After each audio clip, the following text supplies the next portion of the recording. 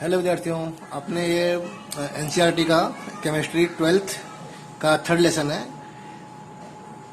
विद्युत रसायन या इलेक्ट्रोकेमिस्ट्री। इसमें इसको आपको पहले सीखना पड़ेगा कि इसमें बेसिक क्या है। इस पूरे पाठ में बेसिक आपको पहले करना पड़ेगा कि इसमें क्या क्या आपको आना चाहिए 11th का। तो इसे लिखा हुआ रिडक्शन या इसको बोलेंगे अपने अपक्षयन या अवकरण। तो इसका क्या व्याख्या होगी अपने पहले कर चुके हैं, आपको याद भी होगा। किसी भी प्रक्रिया के दौरान अगर इलेक्ट्रॉन अभिकारक में जुड़ रहा हो तो वह कहलाएगा रिडक्शन या अपचयन। जैसे जिंक है, जिंक +2 आयन था, इसमें इलेक्ट्रॉन जुड़ गए, 2 जिंक बन गया, तो क्या यहाँ कहलाएगा वो जिंक +2 का रिडक्शन हुआ या उसका अवकरण हुआ। और यहाँ पर दूसरा एक व्याख्या है कि जिसके ओएन में, ओ यानी ऑक्सीकरण अंक में कमी होती हो। जैसे अभी यहाँ पे C+2 का ओएन नंबर +2 है, यहाँ पे कॉपर का 0 हो गया, आवेश नहीं दिया, 0 हो गया, तो यहाँ पे 2 की कमी हुई। तो ओएन में 2 की कमी हो, तो जहां कमी हो वह कहलाएगा रिडक्शन। ठीक है। अब यहाँ पे एक पूरे पाठ में आपको ये वाला वैल्यू देखनी पड़ेगी। आपका ऐसे लिख के आएगा ई ऊपर बिंदी आएगी और रिडक्शन, इसे बोलेंगे ई मानक रिडक्शन। यह मानक मूल्य होता है। तो मानक का आपने आगे करेंगे अभी। मानक का अर्थ क्या है, इसका मतलब हुआ कि जिंक +2 से जिंक आयन बनने के लिए, ठीक है, तो इलेक्ट्रॉन को ग्रहण करने की जो शक्ति होती, क्षमता होती है, उसका हर एक की वैल्यू अलग अलग होती है। तो ये ऑलरेडी मतलब होता है किसी भी इलेक्ट्रोड के, ध्रुव के इलेक्ट्रॉन को लेने की शक्ति। जैसे यहाँ तुलना की गई है, जिंक इलेक्ट्रॉन की शक्ति कितनी है लेने की, माइनस में 0.76 है। वही जो कॉपर आयन दिया हो, +2 आयन दिया हो, कॉपर बनना हो, वह इलेक्ट्रॉन को जो उसको लेगा वह शक्ति कितनी है, 0.34 है। यानी कॉपर का जो आयन है जिंक की अपेक्षा जल्दी इलेक्ट्रॉन ले लेगा। तो जहां दोनों दिए हों, ठीक है, तो दोनों में कौन इलेक्ट्रॉन लेगा, तो कॉपर ले लेगा क्योंकि उसकी शक्ति अधिक है। और वहां पर जिंक अगर आया तो जिंक को इलेक्ट्रॉन देना पड़ेगा। ठीक है, जिंक की पट्टी अगर उल्टा उसे इलेक्ट्रॉन देना पड़ेगा। ठीक है, तो इसका नियम बनेगा यहाँ पर कि 2 विद्युत ध्रुव अथवा अर्धकोशों में जिसका ई रिडक्शन मानक कहते हैं, ई मानक रिडक्शन का मान अधिक होगा वह कैथोड बनेगा। और वह कौन सी प्रक्रिया, वह रिडक्शन प्रक्रिया करेगा। ठीक है, इसको अपने जैसे कि ये अपने बनाएंगे अभी कि 2 अलग ध्रुव में कौन सा एनोड कहते हैं, अपने 11th में किए थे, लास्ट टॉपिक आपको याद होगा रेडॉक्स में। तो अभी अपने रिपीट करेंगे। पहले इतने आपको नियम याद रखना, इसका मान अधिक, कौन सा मान अधिक हो, ई रिडक्शन यानी कि कमी होनी चाहिए, ऐसे कमी आनी चाहिए, +2 से कम होना चाहिए ऐसे कोई भी, तो उसका मान अधिक होगा। इसे मान दिए होंगे, इसका मान अधिक होगा, वह क्या बनेगा, कैथोड। और वह क्या करेगा, रिडक्शन। इसका मान ई रेड मान कैसा हो, कम हो, जैसे यहाँ पे जिंक का कम है, तो क्या करेगा, वह एनोड बन जाएगा, वह इलेक्ट्रॉन को मुक्त करेगा, दान करेगा। और कौन सी प्रक्रिया करेगा, ऑक्सीडेशन प्रक्रिया करेगा। ठीक है, अब आ जाओ क्या होता है ऑक्सीकरण। तो जिस इसमें क्या बोलोगे कि जिस प्रक्रिया में इलेक्ट्रॉन मुक्त होता हो, इलेक्ट्रॉन कहाँ जुड़ता हो, उत्पाद में जुड़ता हो, इलेक्ट्रॉन मुक्त हो रहा हो। अथवा ओएन में क्या होती है, ओएन में वृद्धि होती है, ओएन में वृद्धि होती है। भैया जिंक का कितना ओएन नंबर है, 0, आवेश नहीं दिया हुआ है, जिंक का +2 हो गया तो 2 की वृद्धि हुई। तो जहां पे अंक में वृद्धि होती हो वह कहलाएगा प्रक्रिया ऑक्सीकरण प्रक्रिया हो रही है। ठीक है। अच्छा, अब आज जो आपको याद होगा, ये अपने कर चुके हैं लेवल में, कि जो अपचयन अवकरण या रिडक्शन प्रक्रिया करता है उसे हम ऑक्सीकारक कहते हैं। और जो ऑक्सीकरण प्रक्रिया करता है उसे हम रिडक्शन करता या अवकारक कहते हैं। तो जैसे इस पे जिंक का क्या हो रहा है, जिंक का हो रहा है ऑक्सीडेशन, जिंक क्या कहलाएगा, जिंक कहलाएगा अवकारक, क्या कहलाएगा, रिडक्शन करता। और वहां पे जो कॉपर क्या कर रहा था, ऊपर एग्जांपल्स में यहाँ पे कॉपर +2 आयन इलेक्ट्रॉन ग्रहण कर रहा था, ऊपर क्या कर रहा था, रिडक्शन की, क्या कहलाएगा ऑक्सीकारक। ठीक है। अच्छा, अब यहाँ पे एक देखो, एक समझाया गया पॉइंट आपके एग्जाम में ऐसे लिख के आएगा, एग्जाम में इसकी बेस पे आपको ई रेट के मान दिए गए हैं। ठीक है, तो यहाँ पे नीचे सवाल करेंगे, पहले नियम कर लो। ई रेट का मान बढ़ने पर ऑक्सीकारक की प्रबलता बढ़ती है, ठीक है, जबकि अवकारक की प्रबलता घटती है। सिंपल से ध्यान रखना कि आपको अलग अलग मान दिया हो, ऑक्सीकारक की क्षमता बढ़ेगी और अवकारक की क्षमता घटेगी। चलिए यहाँ पे एग्जांपल दिया हुआ है, एबीसी के 3 एबीसी अलग अलग उसके ए रेट मान दिए गए हैं, मानक मान दिए गए हैं, +0.80 वोल्ट, -0.76 वोल्ट और 0.45 वोल्ट। ठीक है, तो उसका कौन सा अवकारक या रिडक्शनकर्ता का क्रम लिखो। तो क्या लिखेंगे अपने, अब इसके मान चेक कर लो कौन सबसे अधिक है। सबसे अधिक मान ए का है, फिर आएगा आपका 0.45 सी का, बी का मान आएगा। तो जितना मान घटेगा, ठीक है, तो क्या होगा, कौन सा ई रेट का मान भी घटेगा। यहाँ बात किया था अपने, ई का मान बढ़ने पर ऑक्सीजन कारक बढ़ेगा, यहाँ पर मान घट रहा है तो क्या होगा, इसका मान भी के आधार पर इसका क्रम क्या होगा, इसका मान घटेगा। इसका मान तो ऋणकर्ता का मान भी यहाँ पे दे दी में, दो चीज लिखना यहाँ पे, अब किसका मान दी, इसका मान दी, सबसे अधिक मान, उससे कम मान। तो जो ऑक्सीजन कारक का मान होगा क्या होगा, ए सबसे बड़ा, सी उससे कम बी, ए नियम पर से। और जो उसका उल्टा बोल जाओ कारक का मान क्या होगा, सबसे छोटा ए का, फिर सी, फिर बी, ठीक है। तो जैसे मैंने दोबारा इसको रिपीट करना, ये पूरा टॉपिक आपको, ये टॉपिक काफी दोबारा एग्जाम में बहुत पूछते हैं, आपको मान दे देंगे, ऑक्सीजन कारक का अवकारक का मान पूछते हैं। तो जो ये नियम है, इस नियम पर से आपको ये दोनों पूरा हल करना है, ठीक है। चलो थोड़ा आगे बढ़ते हैं अपने।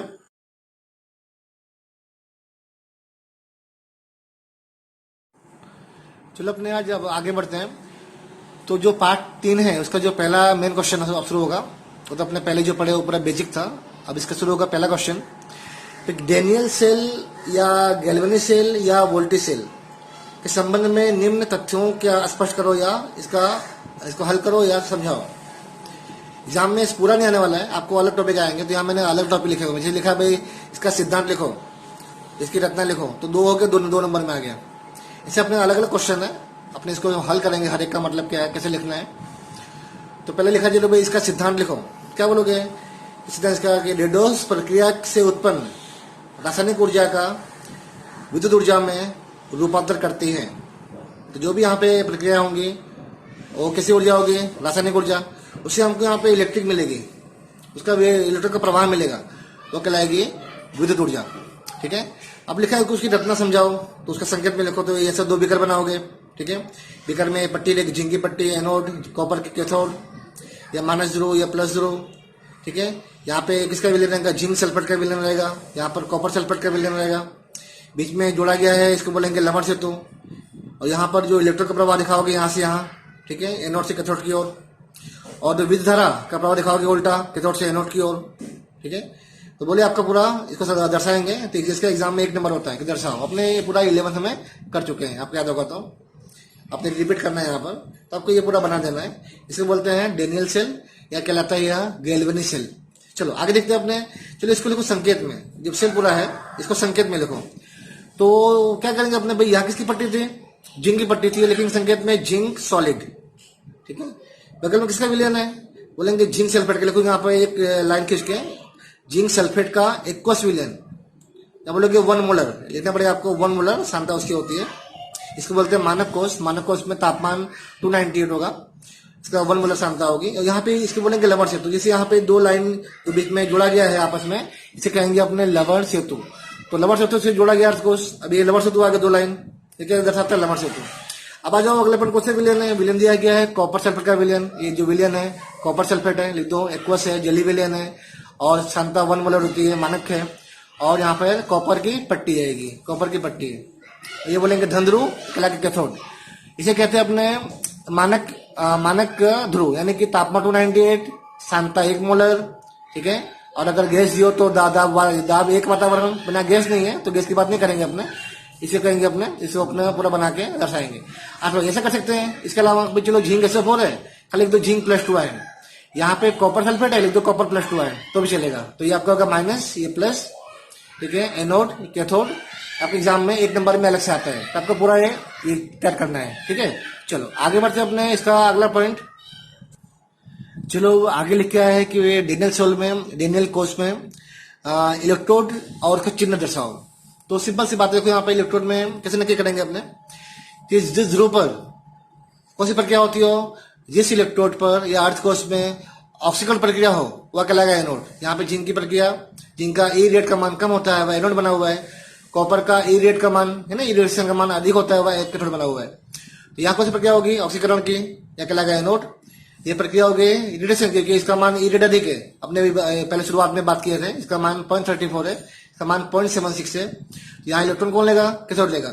जहां इलेक्ट्रॉन लेंगे वह कहलाएगा कैथोड, जहां इलेक्ट्रॉन निकलेगा वह कहलाएगा एनोड। यहाँ पर जिंक के जो इस साइड का पात्र है वह एनोड होगा या कैथोड होगा। और यहाँ पे इलेक्ट्रॉन मुक्त हो रहा है, ठीक है। यहाँ पे विलयन में जिंक +2 आयन बनेगा प्रक्रिया में, तो +2 आयन अंदर आएगा, तुलना में इस पट्टी पर माइनस आयन आ जाएगा, माइनस आ जाएगा, तो वह कहलाएगा माइनस ध्रुव। और यहाँ पर क्या आएगा तुलना में, यहाँ पे आएगा आपका, यहाँ पे आपका आ जाएगा धन ध्रुव, क्योंकि यहाँ पर इलेक्ट्रॉन पास हो रहे हैं, तो तुलना में हो जाएगा आपका धन ध्रुव आएगा। अच्छा, तो और दूसरी बात है कि अगर बोले एग्जाम में इसकी व्याख्या लिखो, तो आपको व्याख्या लिखनी है इस टाइप से, जिसे यहाँ लिखा गया है, इसको अपने आगे आपको इसकी नोट्स मिल जाएगी, तो वहां देख लेना।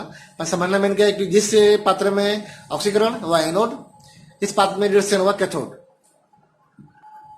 अगला पॉइंट आएगा भाई जी लो, डेनियल सेल में इलेक्ट्रोड पर होने वाली प्रक्रियाएं लिखो। तो इसी है, एनोड पे जिंक की पट्टी थी, क्या बन जाएगा, जिंक से जिंक +2, 2 इलेक्ट्रॉन, ऑक्सीकरण हो गया। कैथोड पे कॉपर है, कॉपर में जो आयन होगा वो इलेक्ट्रॉन लेगा, ठीक है, +2 इलेक्ट्रॉन ले लेगा, और क्या बन गया, कॉपर बन गया। तो कभी भी धातु इलेक्ट्रॉन निकालता है और जो आयन इलेक्ट्रॉन लेता है, धन आयन दिया कि इलेक्ट्रॉन ले लेगा, और कॉपर बन गया। इसे अपने हल करें तो ये कहेंगे कुल प्रक्रिया, यहाँ पे इसे कट कर दिया अपने, जिंक आ गया, Cu+2 हो गया, यहाँ पर बचा जिंक +2 और कॉपर यहाँ पे प्राप्त हुआ। तो ये हो गया कोष प्रक्रिया। एग्जाम में बोले अगर अलग से कि डेनियल सेल में उसकी प्रक्रियाएं समझाओ, लिखो, तो उतना आपको एग्जाम में लिखना पड़ेगा, अलग से इसका 2 नंबर का आता है। अच्छा, अब आगे बढ़ते अपने भाई, डेनियल सेल का मानक सेल विभव कितना होगा, उसका सेल का विभव कोष पोटेंशियल कितना होगा, ठीक है। तो यहाँ पर अगर बोले अपने कि मानक सेल विभव कैसे करते हैं, तो सेल में सांद्रता 1 मोलर दी गई हो, तापमान 298 केल्विन दिया गया हो, दाब P 1 वातावरण हो, तो जो उसका सेल का विभव होगा वो कहलाएगा मानक सेल विभव, कहलाएगा मानक पोटेंशियल। उसका फॉर्मूला आपने पहले भी कर चुके थे, यहाँ पे रिपीट करना है। ई सेल का मतलब होता है ई मानक सेल, ई मानक रेड माइनस ई मानक रेड, दोनों रेड होंगे, दोनों रिडक्शन होगा, पर कैथोड की वैल्यू और एनोड की वैल्यू, ठीक है। बताओ वहां पे कौन कैथोड पे है, अपने बात की है अभी, कॉपर है, क्या रहेगा, Cu+2 से Cu की वैल्यू। वहां कौन है, उस पे एनोड पर है, एनोड पे जिंक है, क्या आएगा, जिंक +2 से जिंक की वैल्यू, ठीक है। वहां पे वैल्यू हमको या आपको ऐसे कुछ जो आपके मेन 5 वैल्यू हैं आपको याद करने पड़ेंगे, जो मुख्य 5 ऐसी वैल्यू हैं, कॉपर की है, जिंक की है, Ag की है, आपको याद करनी पड़ेगी। बाकी आपको हर एक का मान लिख के देंगे, पर मुझे आपको यहाँ पे याद करना पड़ेगा। कॉपर की वैल्यू होती है 0.34 वोल्ट, और जिंक की वैल्यू होती है, अपने आप शुरुआत में किए थे, -0.76 वोल्ट, ठीक है। इसको हल करेंगे अपने मान रखकर, आंसर आएगा 1.10 वोल्ट। यानी कि डेनियल सेल अगर बनाया जाए मानक अवस्था में, उस कोष में 1.10 वोल्ट का हमें विद्युत प्राप्त होती है, ठीक है। चलो अगला क्वेश्चन आता है इसी क्षेत्र में। चलो भाई, डेनियल सेल में इलेक्ट्रॉन और विद्युत का प्रवाह की दिशा बताओ। तो अभी देखा आपने ने, ठीक है, यहाँ आपको दिखाया गया कि इलेक्ट्रॉन कहां से निकलेंगे, जिंक से आ जाएंगे कैथोड की ओर। क्या लोग लिखोगे कि भाई डेनियल सेल में जिंक से इलेक्ट्रॉन निकलेगा और वह कहाँ होते हुए, तार से होते हुए कहाँ जाएगा, कैथोड में। तो बोलोगे इसमें कि इस डेनियल सेल में तो उसका इलेक्ट्रिक प्रवाह आ जाएगा एनोड से कैथोड की ओर, और जो विद्युत धारा है उसकी उल्टी होती है। अगर इलेक्ट्रॉन एनोड से कैथोड जा रहा है तो कई विचारा कैथोड से एनोड जाएगी, ठीक है। तो इससे 2 आंसर आएंगे, बोले इलेक्ट्रॉन का प्रवाह एनोड से कैथोड की ओर, बोले उसका विद्युत धारा का प्रवाह तो कैथोड से एनोड की ओर, दोनों प्रवाह परस्पर उल्टे होते हैं, ठीक है। तो आपका ये आपका हो गया जो क्वेश्चन था, दिशा बताओ। तो ये जिंक से कॉपर की ओर और विद्युत धारा कॉपर से उल्टी होती है, वो लिख देना आपको। अच्छा बजाओ, अगला पॉइंट है लवण सेतु। जो ये लवण सेतु दिया इसका कार्य क्या है, ठीक है, जो ये लवण सेतु दिया इसका, ये जो बनाया गया है इसका कार्य क्या है और इसमें क्या भरा होता है, ठीक है। इसमें क्या भरा होता है, क्या बोलेंगे, इसमें इसका जो लवण सेतु है उसके इसमें क्या भरा होता है, लिख दे साइड में यहाँ पर। तो उसके अंदर लवण भरा होता है, एनएच पर NO3 हुआ, ठीक है, अथवा KNO3 का सांद्र मतलब पेस्ट होता है, पेस्ट टाइप का सांद्र लवण भरा होता है, ठीक है, सांद्र होता है, मतलब कि एकदम पेस्ट टाइप का होगा, ये भरा होता है। इसका कार्य क्या है, पहला कार्य क्या बोलोगे, ये दोनों अर्ध कोषों को की विद्युत उत्कर्षता बनाए रखता है। ये मेन पॉइंट है, कैसे होता है अपने कर चुके हैं 11th में।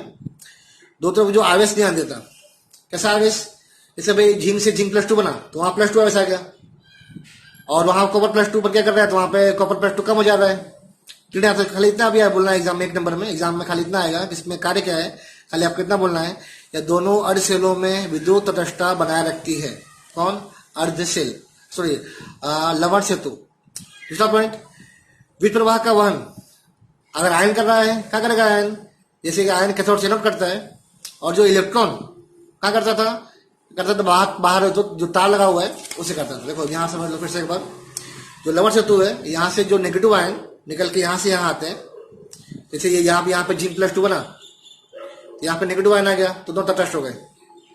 यहाँ पे CO+2 आयन वहां चला गया, पट्टी के ऊपर जमा हो गया, CO+2 आयन कम हो गया, यहाँ पे फिर नेगेटिव आयन भी कम हो गया, तो यहाँ पे दोनों G+2 आयन आया, यहाँ से ऋण आयन आ गया, तटस्थ हो गए। यहाँ क्या हुआ, C+2 कहाँ गया, पट्टी पे आ गया, तो और ऋण आयन वहां चला गया, दोनों निकल गए बाहर, एक पट्टी पे गया और एक निकल गया बाहर, दो तटस्थ हो गए। तो जो लवण सेतु क्या करता है, दोनों को तटस्थ करेगा, और यहाँ से नेगेटिव आयन है वह आयन का प्रवाह कैथोड से एनोड की ओर करेगा। ये बोलना है आपको इसका। अब इसके बारे में तो बोले एग्जाम में एक कार्य लिखो तो आपको आना चाहिए। चलो आगे बढ़ते हैं अपने अब नेक्स्ट टॉपिक। चलो अब अगला क्वेश्चन है कि डेनियल सेल में वोल्ट मीटर, गैल्वेनोमीटर और एमीटर का कार्य क्या है। देखो देखते हैं अपने एग्जाम में से लिख के आता है, एग्जाम में अलग से एमसीक्यू में आएगा या 2 मार्क्स में आएगा, कोई 2 पूछ लेंगे। तो कार्य क्या होगा गैल्वेनोमीटर का? कार्य है भाई क्या करेगा वह, विद्युत रासायनिक कोष में डेनियल कोष में विद्युत प्रवाह की दिशा बताता है। अगर एनोड से कैथोड दिशा बताएगा यूं, इससे कांटा हो जाएगा, सही ये बनाया गया है, कांटा ऐसा आएगा, ठीक है। अगर विद्युत प्रवाह वहन नहीं हो रहा है तो कांटा कैसा आएगा, कांटा बीच में आ जाएगा। अगर इलेक्ट्रॉन कहाँ जा रहे हैं कैथोड से एनोड की ओर तो कांटा ऐसा बताएगा, ठीक है। और जो रहा वोल्ट मीटर, उसका कार्य क्या है, वह मापता भी कितना वोल्ट है, जो विद्युत प्रवाह का वोल्ट कितना है, उसका विभव कितना है, किसे मापेगा, वोल्ट में। और लास्ट में जो आपका ए मीटर है वह विद्युत प्रवाह है, वह मापेगा एम्पियर में। तो पहला दिशा बताएगा, वोल्ट मीटर मापेगा वोल्ट में और ए मीटर मापेगा एम्पियर में। तो यहाँ पर आपका गैल्वेनोमीटर या वोल्ट मीटर या ए मीटर यहाँ जोड़ते हैं। चलो हमने क्या देखा कि इस कोर्स में हमको 1.10 वोल्ट बिजली मिलती है, वोल्ट विद्युत मिलता है। चलो बाहर से मैं इसको निकाल दूं, बाहर से मैं ये इतना अपने 1.10 मिल रहा है, अब मैं बाहर से 1.10 वोल्ट से अधिक बिजली लगाऊं, बाहर से लगा दूं बैटरी और उसमें 1.10 से अधिक वोल्ट अंदर डालूं कोष के अंदर बाहर से, या 1.10 से कम डालूं, ठीक है, तो क्या होगा। तो अपने बुक का पहला पेज, उसमें 3 अलग अलग फिगर दी गई, चेक करना। बुक के पहले पेज पर 3 अलग अलग फिगर है, उसमें वही बताया गया है कि भाई इतना इस कोर्स में यदि बाहर से विद्युत प्रवाह प्रसार किया जाए तो क्या होगा। तो इसके ऊपर क्वेश्चन मोस्ट टाइम पे क्वेश्चन है 1 नंबर के लिए। क्वेश्चन क्या होगा, ऐसा लिखा जाएगा प्रश्न, यदि डेनियल सेल में बाह्य सेल के द्वारा क्रमशः 1.10 वोल्ट से अधिक 1.10 वोल्ट अथवा 1.10 वोल्ट से कम विचलक बल यानी वोल्ट लगाया जाए तब इलेक्ट्रॉन का प्रवाह दिशा का क्या प्रभाव पड़ेगा। वो सिंपल सी बात है भाई, अगर मैं उसमें 1.10 वोल्ट निकल रहा है, ठीक है, जानते इतना वोल्ट निकल रहा है, अगर तुमने 1.10 वोल्ट से अधिक लगाया बाहर से, क्या होगा भाई, बाहर का वैल्यू अधिक है तो उसका इलेक्ट्रिक प्रभाव उल्टा हो जाएगा, ये मेन पॉइंट है। तो जो इलेक्ट्रिक प्रभाव जो पहले था एनोड से कैथोड की ओर हो जाएगा कैथोड से एनोड की ओर, क्योंकि भाई बाहर से अधिक बिजली आ रही है, अधिक शक्ति आ रही है, पूरा प्रभाव उल्टा हो जाएगा। तो पॉइंट अगर उतना ही वोल्ट लगाए जितना 1.10 वोल्ट, हम कितना बना रहे हैं 1.10 वोल्ट ना, कितना बना रहे हैं इसमें 1.10 वोल्ट, और बाहर से उतना लगा भी रहे हैं, क्या होगा, दोनों शक्ति आपस में क्या हो जाएगी, तटस्थ जाएगी, तो उसमें कोई धारा का वहन नहीं होगा, कोई भी धारा विभव उत्पन्न नहीं होगा, तो उसका पूरा प्रवाह रुक जाएगा, तो उसमें विद्युत प्रवाह का वहन नहीं होगा। हाँ, अगर 1.10 से कम वोल्ट लगाया गया है, कम लगाया गया वोल्ट, ठीक है, कि भाई यहाँ पे अधिक मिल रहा है, हमारे कोष में 1.10 वोल्ट निकल रहा है बाहर, शक्ति बाहर से इलेक्ट्रॉन फेंक अपने इस गति से फेंक रहे हैं, बाहर निकाल रहे हैं, बाहर से उसे कम शक्ति वाला लगा रहे हैं बिजली, तो क्या होगा, प्रवाह पे कोई असर नहीं पड़ेगा, प्रवाह एनोड से कैथोड की ओर होगी, ठीक है। तो सिंपल से 3 एमसीक्यू आएंगे भाई, अगर अधिक को लगा रहे हैं वोल्ट तो इलेक्ट्रॉन को उल्टा हो जाएगा कैथोड से एनोड की ओर, अगर सेम लगा रहे हैं 1.10 कोई प्रभाव नहीं पड़ेगा, मतलब कि प्रभाव मतलब पूरा विद्युत धारा रुक जाएगी, ठीक है, उसमें विद्युत का वहन नहीं होगा क्योंकि दोनों शक्ति समान हो गई है। अब इससे कम लगाएं अगर, क्या होगा, कम लगाएंगे तो जब अंदर से अधिक बिजली अधिक वोल्ट बाहर निकल रहा है तो वह दिशा बदलेगी नहीं, वो दिशा एनोड से कैथोड की ओर ही रहेगी। चलो यहाँ पर 1 नंबर का एमसीक्यू है, अगर दोनों इलेक्ट्रोड एक ही पात्र में हो तो वहां पर लवण सेतु की आवश्यकता नहीं होती भाई, जहाँ पे कोष अलग अलग पात्र में होते हैं इलेक्ट्रोड, वहां पर जोड़ने के लिए क्या चाहिए, लवण सेतु। पर जब दोनों इलेक्ट्रोड एक ही पात्र में हो उस समय लवण सेतु की आवश्यकता नहीं होती। तो ये क्वेश्चन दिया होगा, क्वेश्चन काफी आईएमपी एग्जाम में से लिख के आएगा, आपको 2 नंबर में पूछेंगे कि सेल क्रिया के आधार पर, ठीक है, ये आपको यहाँ पे प्रक्रिया दी गई है, पूरा ये लिख के दिया गया है, आधार पर विद्युत रासायनिक कोश का सांकेतिक निरूपण करो, इस सेल निकालो, माने की सेल निकालो। ठीक है, तो अपने हल करते हैं। आपको समीकरण दिया गया है, तो सर यहाँ पर लिखो भाई, समीकरण में कॉपर कितना को ओएन नंबर 0 होता है, एजी का प्लस है, नकुल ब्रैकेट +2 हो गया, कॉपर +2 दिया गया है, +2 हो गया, एजी का आवेश नहीं है तो 0 हो गया। कॉपर में 2 की वृद्धि हो रही है तो क्या कहलाएगा, कुछ प्रक्रिया हो रही है ऑक्सीकरण की। एजी में 2 की कमी हो रही है, +2 से 0 हो रहा है, तो क्या कहलाएगा भाई, ये प्रक्रिया कहलाएगी, किस प्रक्रिया हो रही है, रिडक्शन प्रक्रिया हो रही है, या इसमें अवकरण प्रक्रिया हो रही है। तो क्या बनेगा इसमें, जहां पर क्या हो रिडक्शन, वो क्या बनता है, कैथोड। तो यहाँ पर इसको दोनों अलग कर लो, चलो भाई, यहाँ पे एजी प्लस क्या बना, एजी बना, इलेक्ट्रॉन लेके एजी बना, कुछ प्रक्रिया हुई, रिडक्शन, 2 की कमी हो रही थी, जोड़ दिया मैंने भाई, यह बन रहा है। और जो कॉपर था वो क्या बन रहा है, +2 बन रहा है, तो उसके सिर से +2 बना दो, इलेक्ट्रॉन निकल रहा है क्योंकि वृद्धि हो रही है, क्या कहलाएगा, ऑक्सीकरण, 2 निकाल दो, क्योंकि यहाँ 2 की वृद्धि थी, 2 निकाल दिया मैंने, तो जहां पे इलेक्ट्रॉन निकले वो क्या कहलाता है, ऑक्सीकरण, जहां इलेक्ट्रॉन आवे क्या कहलाता है, रिडक्शन। तो क्या हो गई, अब देखिए करो भाई कि कौन कहाँ रहेगा। ठीक है, तो हम जानते हैं कि जो करेगा रिडक्शन वह रहेगा कैथोड पे, यहाँ पे एजी क्या कर रहा है, रिडक्शन, एजी कैथोड पे आएगा, कॉपर क्या आएगा, एनोड पे आएगा। तो आपको याद ही है कैसे क्या नियम होता है संकेत में, पहले पट्टी आती है, पहले सीयू का इलेक्ट्रोड, फिर एक लाइन खींचो, उसका विलयन, कौन सा विलयन है, सीयू प्लस का विलयन है, 2 लाइन क्या होती है, लवण सेतु, फिर से विलयन, कौन सा विलयन है, एजी प्लस, फिर आएगी एजी की पट्टी। बोलना मत कभी भी, हमेशा कोने पे पट्टी होती है, हमेशा कोने पे इलेक्ट्रोड होगा और बीच में लवण सेतु होगा, और लवण सेतु के अगल बगल में हमेशा आयन होगा, यानी कोई विलयन होगा, विलयन के मध्य में लवण सेतु आता है। तो यहाँ पर 2 विलयन, सीयू+2 का विलयन है, एजी का विलयन है, इसे कहते हैं सांकेतिक निरूपण। माइनस यानी कैथोड, सॉरी माइनस यानी एनोड, यहाँ आएगा कैथोड। ठीक है, धन यानी कैथोड, इसका आप एग्जाम में अलग से 1 नंबर का आता है। अब उसके लिए इसे निकालो, ये पर क्या आपको अभी याद करना पड़ेगा, इसका सूत्र पहले भी हो चुका है, ए रिडक्शन, मानक, दोनों मानक मूल्य है, मानक मतलब वही, फिर से एक बार तापमान कितना हो, तापमान हो 298, ठीक है, उसकी सांद्रता 1 मोलर हो, ठीक है, और तो उसका ये सूत्र आएगा कैथोड में, यहाँ लिखेंगे इसका फॉर्मूला। तो उसके बाद में भाई कैथोड पे एजी है, एजी प्लस एजी, यहाँ पर एनोड पे कौन था, कॉपर था, सीयू, हर एक की वैल्यू दी होती है। ऐसी 5 वैल्यू आपको मैंने कहा था, आपको याद करना पड़ेगा, किसकी, एजी की, कॉपर की, जिंक की, एच आयन की, और एक एफ की। ठीक है, तो इसकी वैल्यू 0.34 होती है प्लस में, इसकी वैल्यू होती है प्लस में 0.80, तो फिर वैल्यू 0.80 माइनस 0.34, क्या आंसर आएगा, 0.46। ठीक है, तो जो कैथोड पे है वो पहले आएगा, इसकी वैल्यू, यहाँ पे एजी थी, इसकी वैल्यू पहले आ गई, जो एनोड की वैल्यू पीछे आएगी, पर कौन सी वैल्यू है, वैल्यू आएगी ई रिडक्शन। ठीक है, मान आपको दिया रहेगा, आपको हल करना है, आंसर आएगा 0.46 वोल्ट।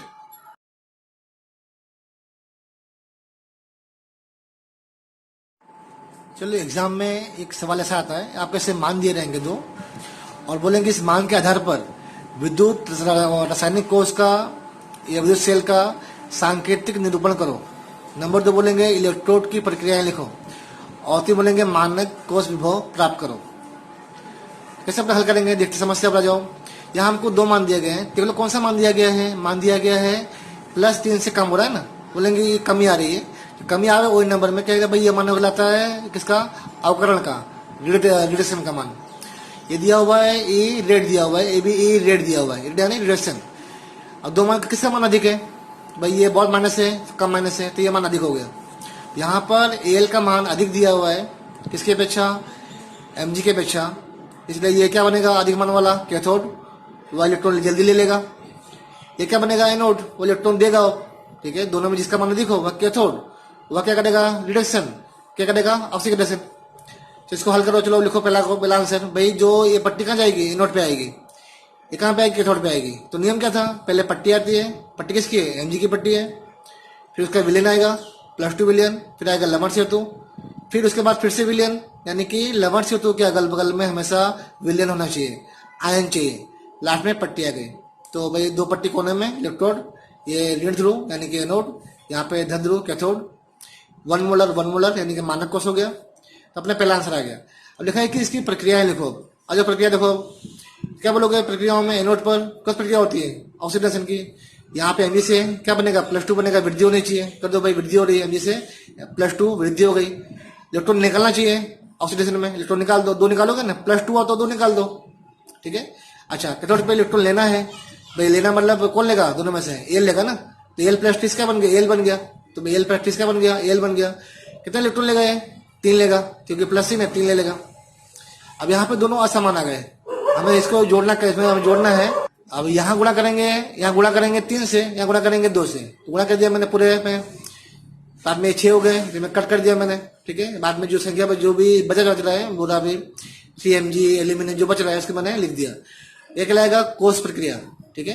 अच्छा, ये आपको हो गया 1 नंबर का।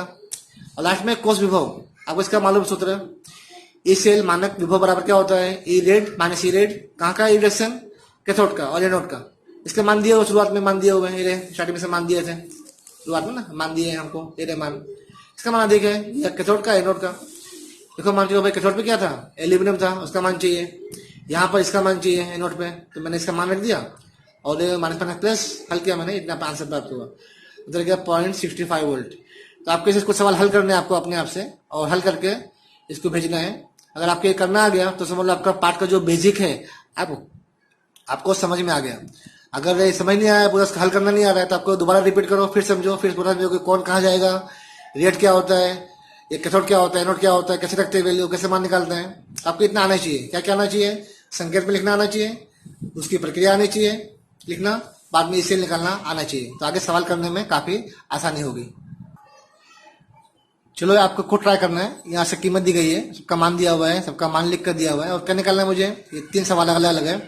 हमें निकालना क्या है कि सांकेतिक निरूपण, कोष प्रक्रिया, और लास्ट में निकालना है कोष का विभव।